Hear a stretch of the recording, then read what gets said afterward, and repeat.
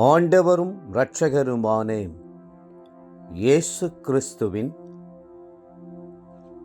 ஈடு இணையற்ற நாமத்தில்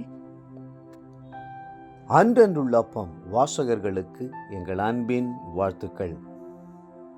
2026 ஆண்டு பிப்ரவரி மாதம் 7ஆம் தேதி சனிக்கிழமைக்குரிய தின தியானம்.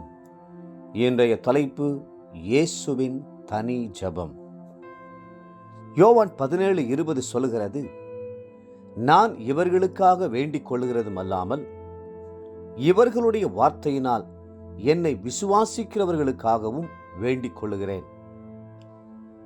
இயேசு கிறிஸ்துவனுடைய தனி ஜெபத்தை குறித்து புதிய ஏற்பாடு முழுவதிலும் கவனித்து பார்க்கும்போது மிக நீளமான தனி ஜெபத்தை யோவான் 17ஆம் அதிகாரத்தில் காண்கிறோம். அந்த ஜெபத்தை வாசித்து பார்த்தால் அது நமக்கு புத்துணர்ச்சியையும் உற்சாகத்தையும் தருகிறது. நாமும் ஜெபிக்கும்படி நமக்கு முன்மாதிரியாய் வழிகாட்டுகிறது. தனி ஜெபம் தேவனோடு உறவாட நம்மை ஏவி எழுப்புகிறது. இருதயத்தை தேவனுக்கு முன்பாக ஊற்றி விடுவதே ஜெபமாகும். சஞ்சலத்தையும் கவலைகளையும் அவர் பாதத்தில் வைத்து விடுவதே ஜெபமாகும். வேதம் சொல்லுகிறது, 62ஆம் சங்கீதம் 8ஆம் வசனத்தில், ஜனங்களே, எக்காலத்திலும் அவரை நம்புங்கள், அவர் சமூகத்தில் உங்கள் இருதயத்தை ஊற்றி விடுங்கள், தேவன் நமக்கு அடைக்கலமாயிருக்கிறார். 142ஆம் சங்கீதம் 2ஆம் வசனம் சொல்லுகிறது, அவருக்கு முன்பாக என் சஞ்சலத்தை ஊற்றுகிறேன், அவருக்கு முன்பாக என் நெருக்கத்தை அறிக்கையிடுகிறேன். 1 பேதுரு 5:7 சொல்லுகிறது, அவர் உங்களை விசாரிக்கிறவரானபடியால் உங்கள் கவலைகளை எல்லாம் அவர் மேல் வைத்து விடுங்கள்.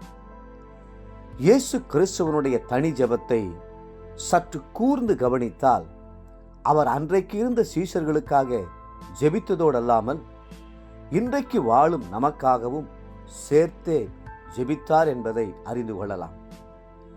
மீண்டும் மேலே குறிப்பிட்டிருக்கிற ஜெபத்தை வாசித்து பாருங்கள்.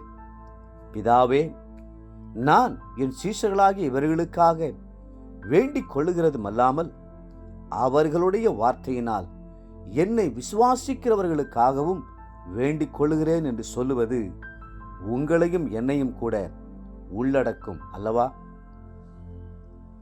அன்று நமக்காக ஜெபித்த இயேசு இன்றைக்கும் நமக்காக ஜெபித்துக் கொண்டே இருக்கிறார்.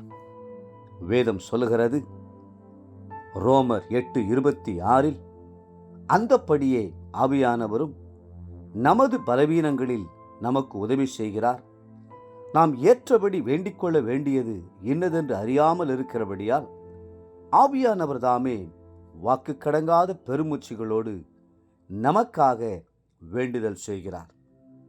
ரோமர் 8:34 சொல்கிறது, கிறிஸ்து நமக்காக ஏறெடுக்கிற ஜெபத்தை அப்போஸ்தலனாகிய பவுல் உணர்ந்து சொல்லுகிறார்.